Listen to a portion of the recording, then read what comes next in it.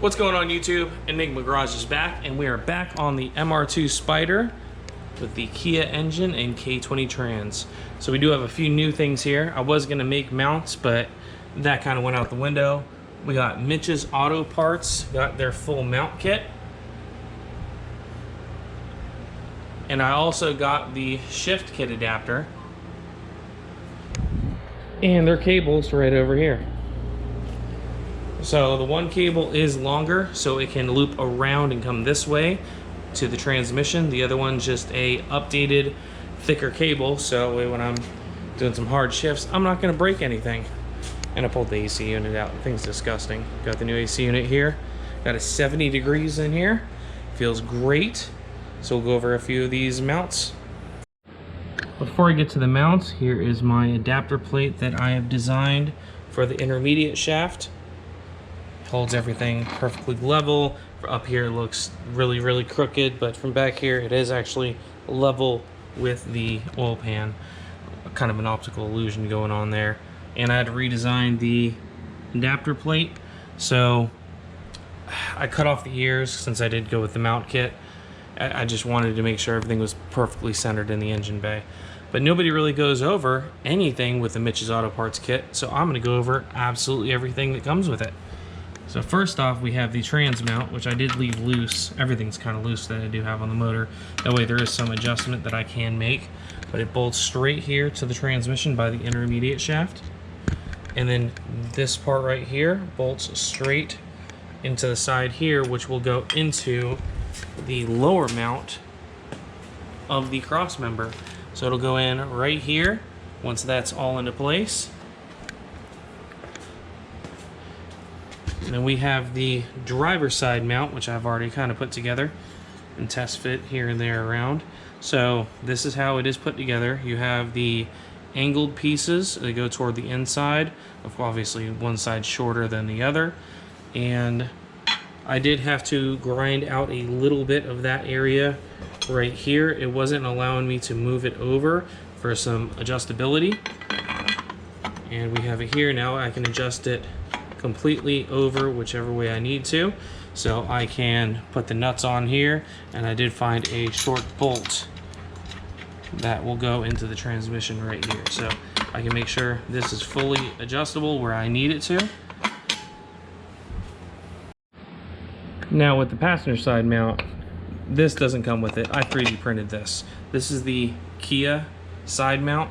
The Honda one is way over here, so in reality, all you have to do is get a CRV mount, I believe, and it bolts straight on and goes over to the mount. So what I have done is 3D printed this.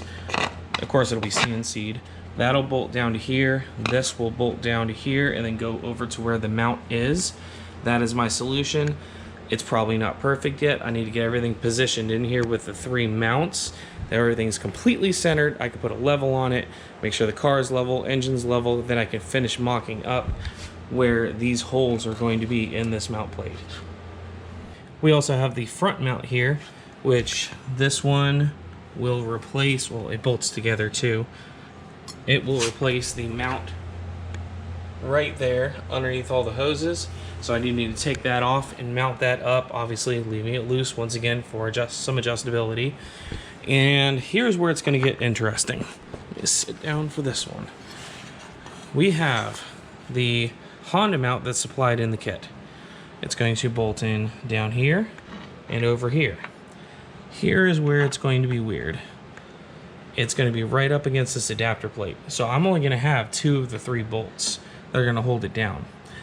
I don't know how I'm going to do this, or if I can make a bracket that will go, I guess, underneath this nut whenever it's sandwiching the transmission down. Actually, I just noticed that bolt is really close.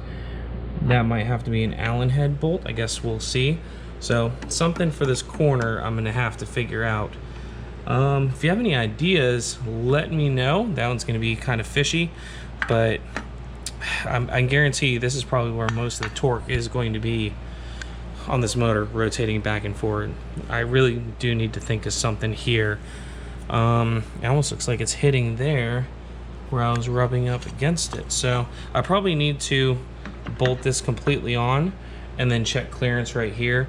I might have to go into the CAD design and file this down or round it out. I mean, or I can just get the plate in and then I can just manually do it with the grinder right over there. Yeah, let me know. I did go into the file also and bring this up to cover this hole. So there is another peak. Oh, sorry. So there's another peak that goes that way and this way. Shouldn't be any access into there. And obviously you see the clutch and pressure plate, everything inside of it. Still need to get a throwout bearing in here, so this will have to come apart yet again once I have the actual metal plate, because I don't want to measure anything now because I'm pretty sure this is squishing a little bit when I torqued it down. So new adapter plate once I have it, and I'll have to take it out again, put the plate on, measure the distance from the top of the fingers of the pressure plate to where the, I guess, slave cylinder is going to be. There you go. Words are hard, like always. And if I need to shim out the slave cylinder, I can measure that distance, have something CNC made, or heck, I can probably just shave something down here out of some of my scrap aluminum or metal and make that happen. And then you see the adapter right here for the shifter. Of course, this is not the RSX, this is the EP3 trans. So, let's see. There's the code right there for it, but it's out of the O2 Civic Si, so only 2 of the bolt holes are being used. The kit does come with the 3rd bolt hole, or the spacer I should say, for that bolt hole.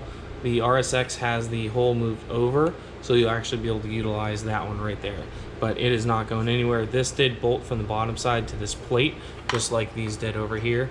So this is the orientation you're going to have it on it.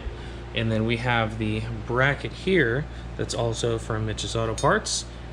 This one will go back here, which I need to trim off this counterweight.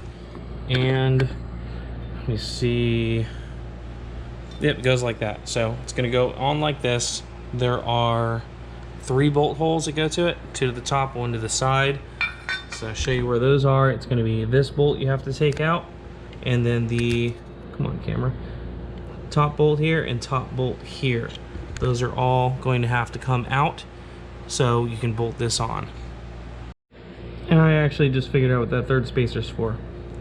It's to go over here for the height difference from this bolt down to this bolt, because this plate is actually flat. Goes on like this. Yep, that's what it's for. Ha! Actually, now that I'm thinking about it, I think the thinner spacer, because this one's looking a little too thick to be the same height as over here. That one was just a hair thinner, so I guarantee you this thicker one goes right there on that side over here, and that thin one is going to be the spacer over here for this side for that bracket. So we need to cut this bracket here all the way across, get rid of the counterweight, and we can bolt that up to the trans. So a little fun fact, the bolt that comes with the driver's side tall mount does not fit through the factory mount. You have to use a 15-30 seconds drill bit, drill it out, so that way the bolt will go into the hole correctly. Okay, back to the back of the block, or I guess the front of the block. We have the bolt down here. We have the bolt to the right side. It is completely firm and in place. That one is a little sketchy.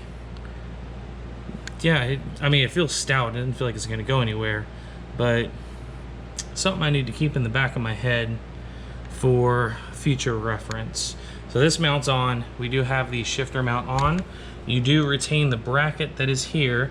It's acting like a shim. You do need that space there. 12 millimeter. You have to loosen up both of those, take that one completely out. Then you take the 2 bolts off the top. So another fun fact, this 10 that comes out of here is very short. So when you put the spacer on underneath to make sure this thing is nice and level, you have to get a longer 10 mil bolt. That one retains the same 10 mil that came out of it.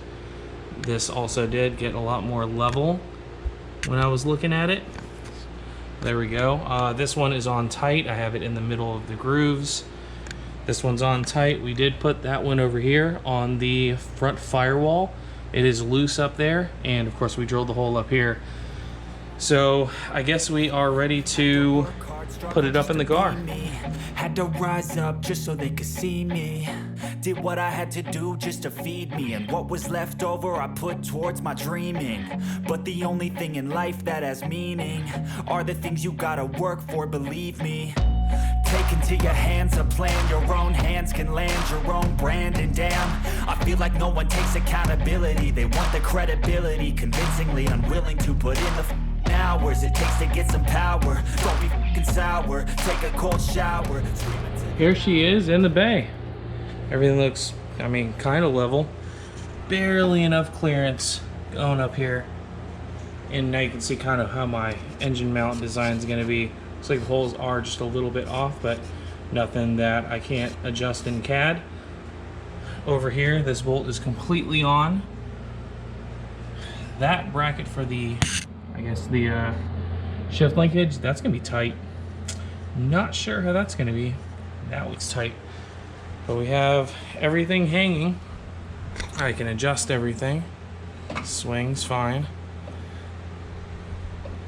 So I can get the, I think the front mount I need to get placed in, and probably get this one on and put the cross member on, and then take a look at everything from there. There we go with the cross member on. We have the bottom bracket, rear bracket. We have the front one with a bolt in it. This side over here, driver's side's good. Of course, I still need to do the passenger side. I got the intake manifold on, and there is tons of room in this engine bay.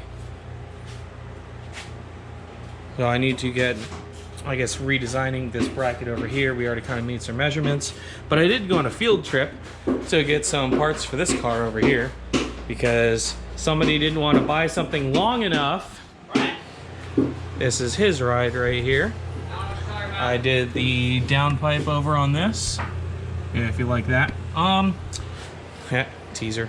So we are putting in a solid state relay back here for the fuel pump because he was dropping voltage from the smaller wiring.